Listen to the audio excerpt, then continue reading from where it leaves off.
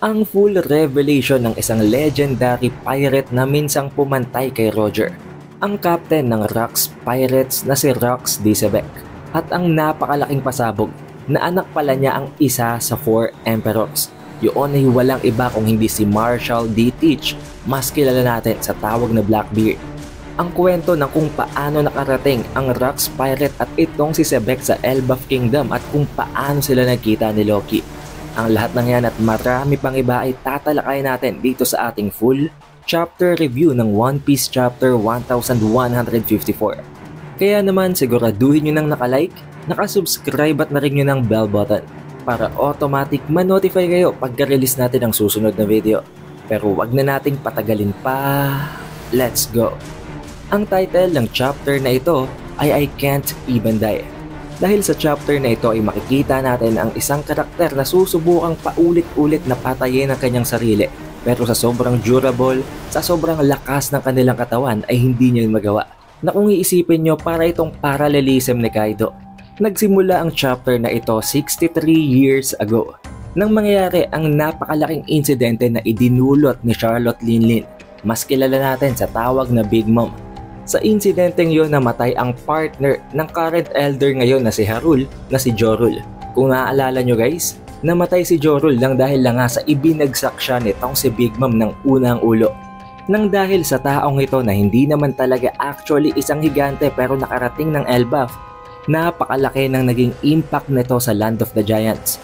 After ng insidente kay Charlotte Linlin, nagpatuloy ang pagdating ng napakaraming mga disasters, ng napakaraming mga delubyo, napakaraming mga trahedya. It was calamity after calamity.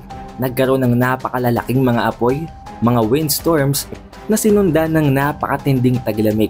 Nang dahil dito, nalanta ang lahat ng kanilang mga pananim.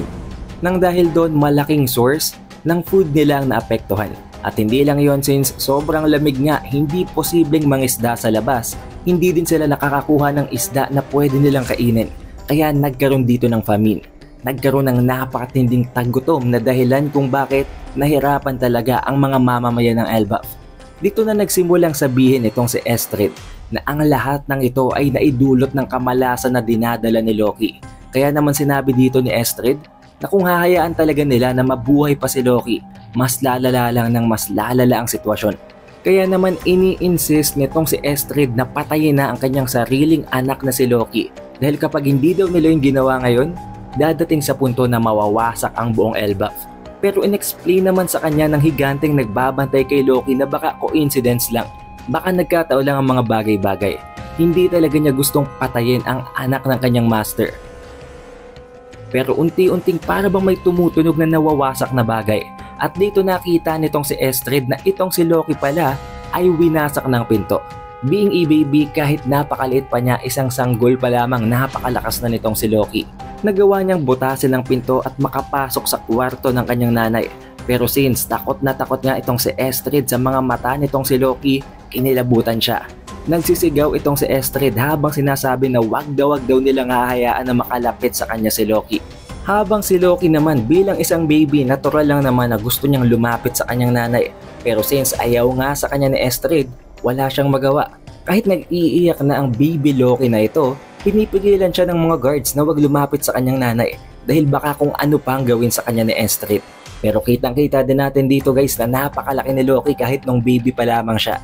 Imbes na maawa kay Loki na gusto lang naman lumapit sa kanya, ang sinabi pa nitong si Estrid ay dapat daw dukutin nila ang mga devilish, ang mga monstrous na mga mata nitong si Loki. Dahil kung hindi nila yung gagawin, magpapatuloy lamang ang pagdating ng mga sakuna at ng kung ano-ano pang kamalasan sa Elbaf. Nagpatuloy ang napakaraming sakuna na ito, ang napakaraming trahedya. Nagkulang na talaga ng napakatindi sa pagkain ang mga mamamayan ng Elbaf. Nagitong rason para unti-unti na namang magbago ang pananaw ng mga higante. Pumasok sa isip nila na bakit hindi na lang daw sila mag-raid. Bakit hindi na lamang sila mag-invade ng ibang mga nations na kung saan may hina at mga tao lang naman ang laman. Dahil madali lang naman nilang mananakawan ng mga gamit at mga pagkain ang mga cases na yun. Therefore, hindi sila magugutom at magkakaroon sila ng sapat na pagkain all throughout this winter. Pero ayon naman sa ibang mga higante, hindi nila pwedeng gawin yun. dahil binago na nga nitong si Harald ang ways ng Elbaf. Hindi nila pwedeng gawin yon dahil isa na yung krimen para sa kanila. Subalit hindi na talaga nakaya pa ng ibang mga higante na magtiis to the point na maging sila mismo. Nagnanakawan na sila. Ang ibang mga village na walang-wala ng makain, inaatake ang ibang village na meron pang mga nakastore ng mga foods. Tama kayo nang narinig guys, nagkaroon ng internal struggle sa loob ng Elbaf Kingdom. Sila mismo naglalaban. Sila mismo nagpapatayan para lamang makasurvive. Ganon katindi ang nangyaring famine sa Elbaf Kingdom 63 years ago. At dito na rin nagsimulang kumalat ang napakaraming mga chismis, ang napakaraming mga kwento, na baka daw totoo talaga ang sinasabi ni Estrid, na baka totoo ang haka-haka na dulot ng mga mata, dulot ng anak ng hari na si King Harald. Si Loki ang nagdadala ng napakatinding kamalasan na ito. At dahil na rin doon, nadamay na maging itong si Ida at itong si Hyrule. May isa sa mga castle guards o isa sa mga higante na nagugutom na rin, na sobrang naaapektuhan na ng grabing famine ang pumunta sa bahay nitong sila Ida at ni Hyrule. Dito'y tinatanong nitong si Ida kung anong problema, habang sinasabi naman ng higanteng ito na kapatid daw pala nitong si Hyrule ang nagdudulot ng napakatinding kamalasan. At dahil sa itong si Hyrule ang kanyang nakatatandang kapatid, kailangang mag-take responsibility nitong si Hyrule. Kailangan siya ang sumagot sa kamalasan na idinudulot ng kanyang nakababatang kapatid. Sinubukan naman siyang pigilan nitong si Ida, pero itong si Ida ang pinagbunto na ng galit ng higante, habang sinasabi na actually malaki din daw ang kasalanan ni Ida. Dahil daw hindi naman talaga siya taga-Elbaf, isa siyang outsider na sinedyus o inakit itong si Harald para mapagsamantalahan ang pagiging isang hari niya. Napakadelikado na ng sitwasyon at kahit gustong pumalag ni Hyrule, isang bata pa lamang siya dito, wala siyang magagawa. Buti na lamang sa tamang pagkakataon ay dumating itong si King Harald habang sinusuntok ng napakalakas ang higanteng ito. Sa sobrang lakas nito, halos na flat ang katawan ng higante. Dahil dumating itong si Harald at the very right time, nakasurvive itong si Ida at itong si Hyrule. Pinagsabihan niyang iba pang mga higante na hindi sila dapat maglaban-laban. Kailangan nilang magkaisa. Hindi sila dapat magpatayan para lamang makasurvive. Kailangan nila itong gawan ng paraan ng magkakasama. At dito din niya in-explain na habang nasa labas siya ng Kingdom of Elbaf, may narinig siyang mga rumors, may narinig siyang mga kwento at nakarating sa kanyang balita na may nangyayari palang napakatinding famine sa Elbaf. At meron siyang dalang magandang balita na ikatutuwa ng lahat ng kanyang mga mamamayan. Dito na i-reveal na actually kahit nasa labas itong si Harald, gumagawa talaga siya ng paraan.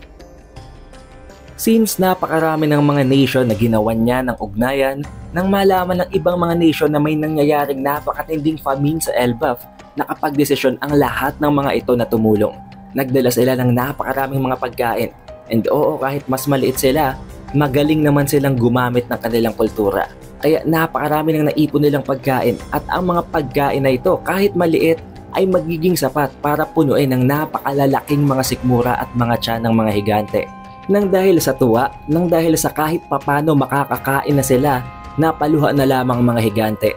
Pero habang kinakain nila ang mga pagkain na ito, in-explain naman sa kanila ni Harald na although oo, hindi nila ito kailangang pwersahan na tanggapin bilang isang utang na loob, kapag dumating ang pagkakataon na ang mga taong ito naman ang nangangailangan ng tulong, hindi sila pwedeng tumanggi. Obligado sila na tumulong din, tulad na lamang ng kung paano sila tinulungan ng iba pang mga nations na to.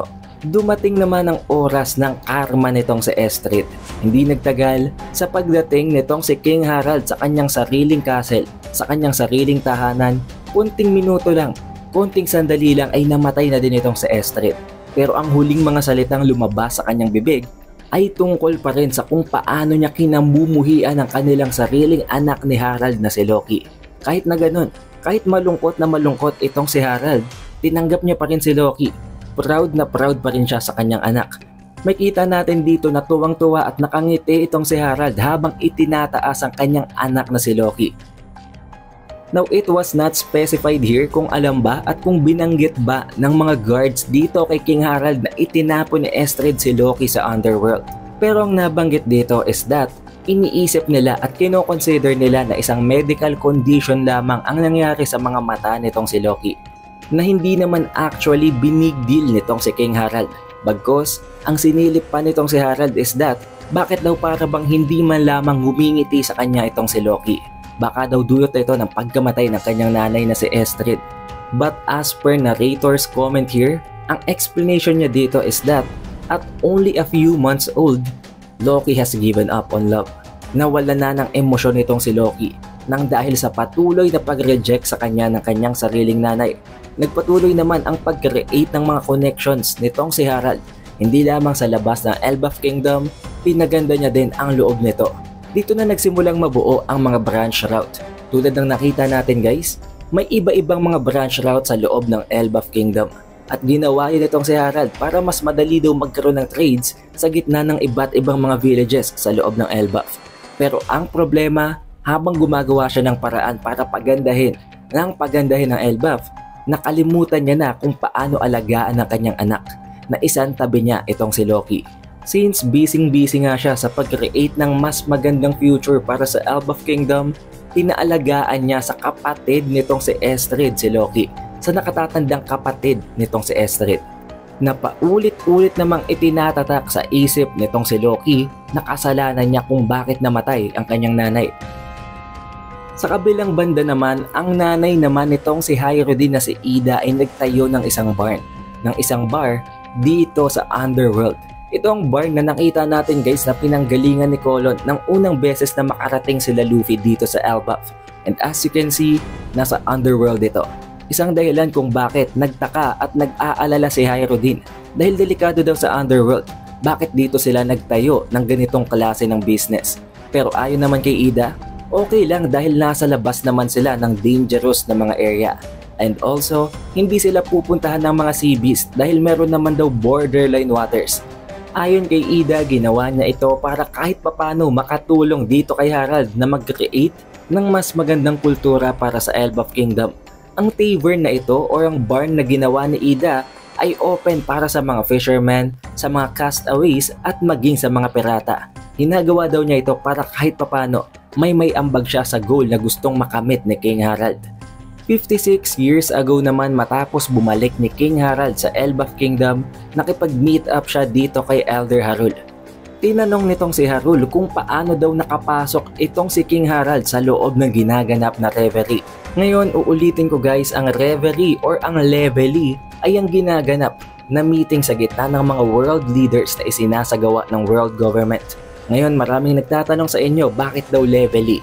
Bakit hindi reverie? Ang sagot lang dyan guys, pareho lang yun. Hindi nyo kailangang silipin yun, pareho yung tama. You can just search it up sa internet at lalabas pa dyan ng leveille art guys. Kaya naman leveille or reverie, kahit alin doon tama yun. Pero since gusto nyo reverie, mag-proceed tayo gamit ang reverie. Ayon dito kay King Harald, kahit hindi siya invited sa ginanap na reverie, still nakapasok siya doon. Inismuggle siya ng isa sa mga kakilala niyang world leader bilang isang guard at hindi bilang ang hari ng Elbaf Kingdom. Sa pamamagitan nun kahit papano nakapasok siya ng ginanap na reverie, pero may isang bagay sana siyang gustong linawin na kinakailangan talaga niyang malaman ng sagot. Pero ang problema kapag ginawa niya yon, mahahalata siya na hindi talaga siya isang guard kung hindi ang hari ng Elbaf Kingdom.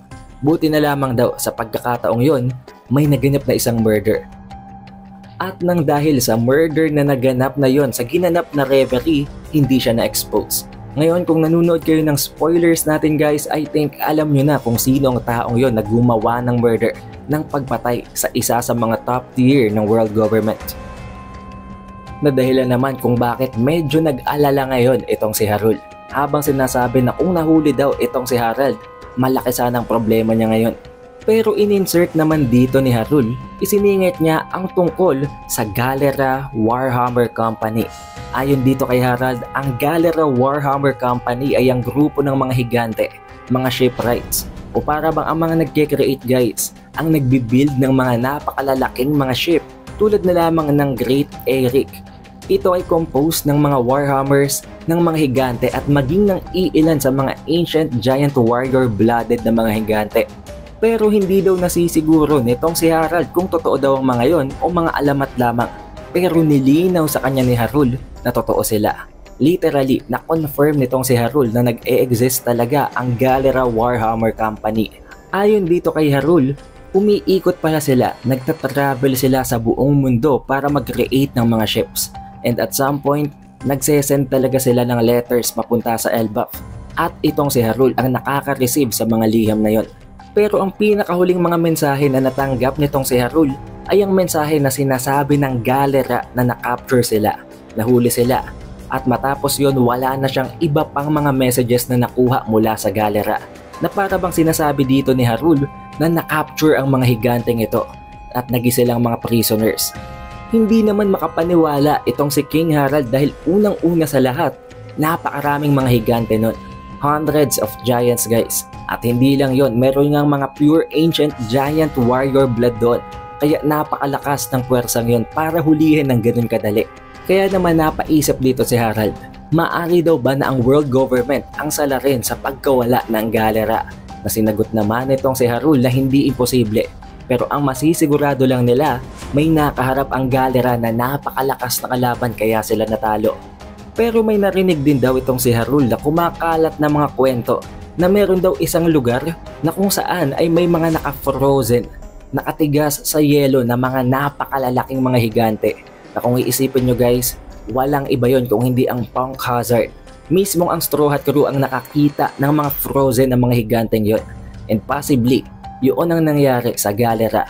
Mataas ang tsansa na ang mga shipwright na yon, ang Galera Warhammer Company ay ang mga higante na nakatigas sa Punk Hazard. Pero ang tanong, sinong gumawa nun? Paano niya napigilan ang ganon kalakas na puwersa ng mga higante? Si Kuzan ba? Malabo dahil as you can see, 53 years ago nag-take place ang tungkol sa bagay na ito. Ang tungkol sa pag-uusap ni Harul at nitong si King Harald. And most likely, mas matagal pang nangyari ang pagkakahuli sa Galera. Ngayon kung hindi yun si Kuzan, mataas ang tsansa na yun ay ang previous na user ng Ice Fruit. O hindi naman kaya ay mismo ang isa sa mga miyembro ng Gorosei. Dahil as you can see, si Gorosei Nasjuro ay may kakayahan na i-freeze ang mga tinatamaan ng kanyang katana. Habang patuloy na pinapaunlad ni King Harald ang buong Elbaf Kingdom, patuloy namang pasama ang kalagayan nitong si Loki. Hindi lamang sa namatay ang iniregalo sa kanya ni Estrid na ang Fortune Horse na si Asura, namatay din maging ang nakatatandang kapatid ni Estrid na nagbabantay sa kanya. Natagpuan ang katawan nito sa Underworld nang hindi alam kung paano ito nakarating doon. Dumating naman sa punto na kung saan ay nag-meet na ang magkapatid na si Hyrule at si Loki. Niloloko ng iilang mga guards nitong si Loki si Hyrule habang sinasabi na nalulungkot daw ba si Hyrule since hindi siya ang official na anak ni King Harald. Pero kahit na pinapaganda ni King Harald ang buong Elbaf Kingdom, hindi nagugustuhan ni Loki kung paano tumatakbo ang mga bagay-bagay. Na rason kung bakit siya mismo ang gumagawa ng gulo sa loob ng kanilang village. Gamit ang mga naging kaibigan niya ng mga beast sa Underworld, dinala niya ang mga ito dito sa Sunrealm at naghasik ng napakatinding gulo. Ayon dito kay Loki, hindi daw dapat maging soft at malambot ang mga mamamayan ng Elbaf Kingdom. Sila ang pinakamalakas na nation. Dapat silang katakutan. Kaya naman bubugbugin niya ang lahat ng mga mamamayan nito at ititira lamang ang malalakas. Dito na nagsimulang magkaroon ng napakalaking turn ang pagkatao nitong si Loki. Paulit-ulit niya itong ginagawa dahil hindi naman siya mapipigilan ng kahit na sino since wala nga ang kanyang tatay na ang hari sa Elbaf Kingdom. And also, ginagawa ito ni Loki bilang isang way para i-share ang nararamdaman niyang pain, ang nararamdaman niyang sakit, ang nararamdaman niyang suffering. Pero kahit nagawin niya ito ng gawin, hindi nito na-fulfill ang butas ng kanyang puso. Dumating sa punto na maging ang kanyang sariling kapatid na si Hyrule ang tumapat sa kanya. Ginagawa niya ito para pigilan itong si Loki na maghasik ng gulo. Pero sinabihan siya nitong si Loki na wala daw siyang choice. Hindi din niya pwedeng tawagin na daddy ang kanyang tatay dahil hindi naman daw siya isang legitimate na anak. Isa lamang siyang bastardo. Pero inexplain nitong si Hyrule sa kanya ang parehong bagay na inexplain nitong si Ida kay King Harald nang magkakilala pa lamang sila. Na hindi daw porket malaki itong si Loki ay magiging mayabang na siya at mag-aasik ng gulo at magtatapang-tapangan. Kailangan niyang makita ang two perspectives. Kailangan niyang maintindihan ang kanyang mga kasamahan. Pero hinampas siya ng napakalakas ni Loki gamit ng kanyang sandata. habang sinasabi dito kay Hyrodin na may karapatan siyang maging mayabang. May karapatan siyang maghasik ng gulo at gawin ang gusto niya dahil siya ang prince ng Elbaf Kingdom. Since malaki nga itong si Loki kumpara dito kay Hyrodin, alam naman nating wala siyang magagawa. Kung papalag siya, dudurugin lang siya ng dudurugin itong si Loki. Pero since nandito nga ang mga kaibigan ni Hyrodin na itong si Gerd at si Goldberg, tumakbo ang dalawang ito. Kahit pinipigilan talaga nitong si Goldberg si Gerd dahil baka siya naman daw ang bugbugin nitong si Loki.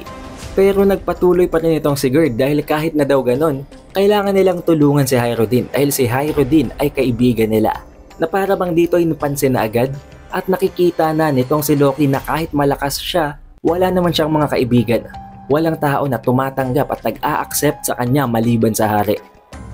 Since hindi na nga niya pwede pang saktan si Hyrodin dahil madadamay itong si Gerd at si Goldberg na wala naman talagang kinalaman at mga bata pa, ininsulto na lamang niya ang mga ito.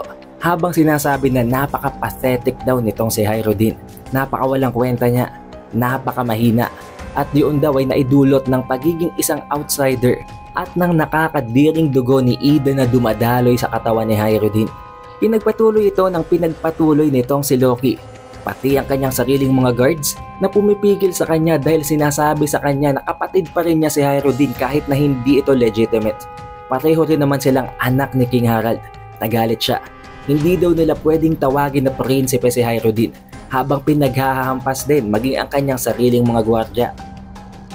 Gumawa ng gulo itong si Loki hanggang dumating sa punto na na-realize niya na kahit nasaktan niya ang iba pang mga higante, hindi nun mababawasan ang suffering at ang sakit na sinapit niya mula sa kanyang nanay at sa kanyang buhay hanggang dumating sa punto na hindi niya na matanggap. Kahit may binubugbog siya na kung sino-sinong mga higante, may nakita siya na isang bata na pinoprotektahan at inaalagaan ng kanyang nanay. Ang bagay na hindi niya nakamit at natanggap mula sa kanyang sariling nanay na si Estrid. Nang dahil dito, muntik nang mapaiyak itong si Loki habang nagwawala. Pero sinubukan niyang magpakamatay na lamang para matapos na rin ang kanyang pagdurusa. Tumalon ulit siya galing sa Sunrealm papunta sa Underworld. Pero maging ang napakataas na height na yon ay hindi sapat para patayin ang kanyang katawan. Ang feat na ginawa ni Kaido bilang isang literal na grown up na beast ay ginagawa na nitong si Loki sa murang edad pa lamang. At dito nabanggit ni Loki ang salita na I can't even die. Na kung papansinin nyo guys, yun ang title ng chapter na ito. Habang nakahiga at nagre-relapse itong si Loki, biglang nahiwa ang isa sa mga mountain na parabang papel lamang ito. Napaka-clean, napakaganda ng pagkakahiwa dito. At nagsimula na ding matakot ang iba pa niyang mga kaibigan na mga beast sa Underworld. Dito na dumating ang apat na individuals na ito na parabang manghang-mangha dito kay Loki. Habang sinasabi na nasa Elbaf na daw talaga yata sila dahil nakakita sila ng isang higante. Ang dalawa sa apat na ito ay ito palang si Shiki at itong si Whitebeard. Nagtataka itong si Shiki kung bakit daw umiiyak ang batang ito. At pinpoint niya pa na bakit daw meron itong isang napaka-devilish na pagmumuka. Pero itong si Whitebeard, napansin niya na napakalaki talaga nitong si Loki.